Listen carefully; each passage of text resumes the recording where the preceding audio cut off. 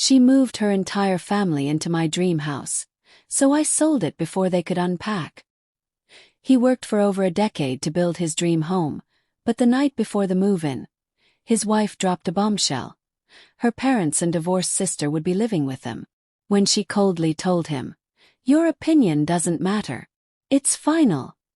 He decided to show her just how final he could be. What followed was a jaw-dropping chain of events no one saw coming. Subscribe for more real-life revenge stories, relationship drama, and justice served cold. The keys felt heavier than they should have. Not physically, but the weight of everything they represented made them seem forged from more than brass. 10 years of grinding, saving, sacrificing vacations, skipping luxuries. All for this home. I stood in the kitchen of our brand new luxury house, filled with quiet pride. I had imagined this moment. Just me, my wife Celine, and our son Aiden. A quiet evening, maybe wine, maybe just the satisfaction of seeing what we built. I didn't expect the cold ambush.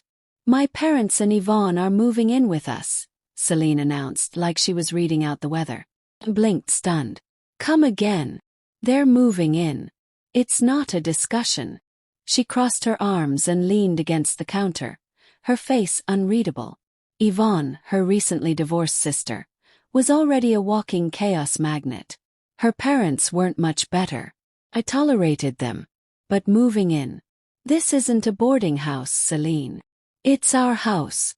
And my family needs support. They're staying. You'll adjust." She said it like a queen declaring law, like I was just the servant funding the castle.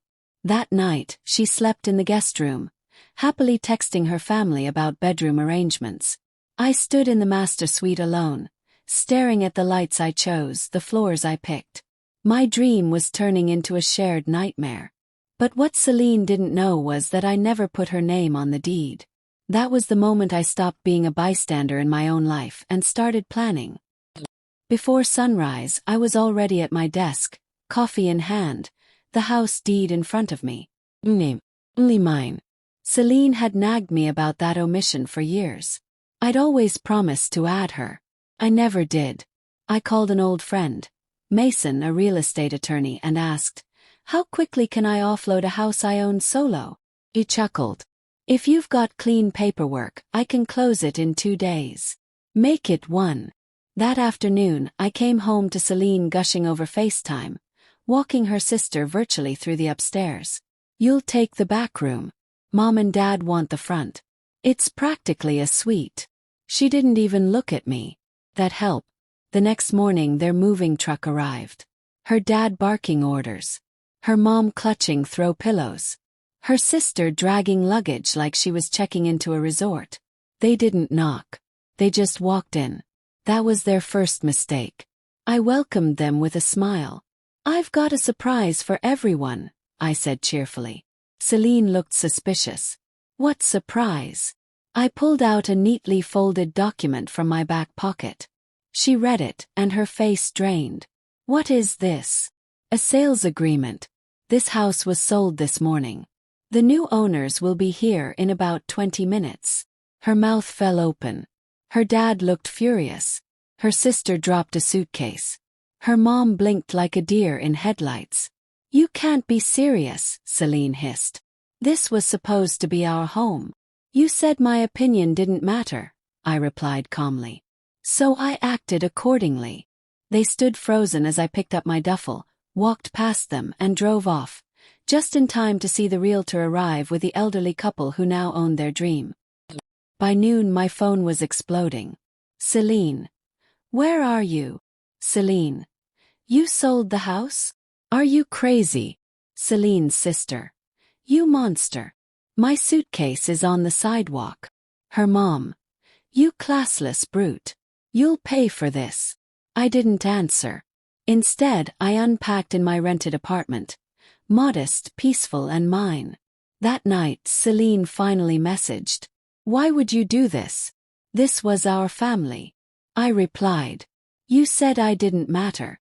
I just stopped playing a game I wasn't allowed to win." Meanwhile at the house, the new owners arrived to a porch full of luggage and entitled squatters. When Celine's family refused to leave, The realtor called the police. According to a neighbor, her dad started yelling about property fraud, as officers calmly explained how deeds work. Celine tried to explain it was just a misunderstanding. But documents don't lie. Then came the next twist. I sent an anonymous tip to Celine's HR department. Audio clips of her laughing about misusing work resources to plan family logistics. She'd broken company policy 6 ways from Sunday. By the end of the week, she was suspended pending a formal ethics investigation. 3 days later, she showed up outside my apartment in the pouring rain, soaked, mascara smeared, clutching her phone like it might save her. "I just want to talk," she pleaded. Cracked the window. "Final means final. Isn't that what you told me?" "I didn't mean everything. You blindsided me." "No, Celine. You just never thought I'd stop taking it," she begged. I shut the window. A week later the results came in. She was fired. Blacklisted in her field. Her sister lost her biggest influencer deal after an anonymous blog posted leaked audio of her mocking her clients. No one could trace where it came from. Their parents tried to arrange a family sit-down. I declined. I was done. Then I donated a sizable chunk of the home sale proceeds to the cancer charity Celine always bragged about supporting, but never did. I used her name. It made the news. Right next to the article about her termination. The final blow. Then came her fatal mistake. 2 weeks later, I got an email from my lawyer. Subject: "You're not going to believe this." Attached: a custody petition. Celine was trying to get full custody of our son, claiming I was unstable. She had no job, no home, no credibility. But I didn't just defend, I dismantled her. I brought screenshots, voice recordings, timeline of her actions, even a statement from her former boss detailing how she weaponized our child during her firing. Then I played a recording. Her voice. "He's nothing without me. I'll take the kid, the house, and make sure no one respects him again." The courtroom went dead silent. The judge didn't hesitate. Full custody to the father. Supervised visits only. Pending psychological review. She broke down sobbing in her seat. That night I went home. My son was waiting. We played board games, ordered takeout, and for the first time in years, the house was quiet, genuinely peaceful. The man she underestimated. 6 months later, the healing continued. I took a promotion, bought a new car, went on a few quiet trips. No dating yet. I was rebuilding something more important. My son's trust. Then one day, an unmarked envelope arrived. Inside, a photo of Celine sitting on a park bench, alone. It's hollow. The back read one sentence. "I lost everything." No signature. No apology. Just a fact. I didn't reply. Instead, I hugged my son and whispered, "You'll never wonder who stood by you." I was once seen as temporary, replaceable, but I became the man who stayed. The father who stood tall. The one who turned betrayal into justice. And now, I don't need revenge. I have peace. Was this revenge justified? What would you have done? Let us know in the comments below. Subscribe for more real-life stories of betrayal and comeback. Because here, every lie has its consequence. Every betrayal finds its reckoning. And every man pushed too far becomes unstoppable.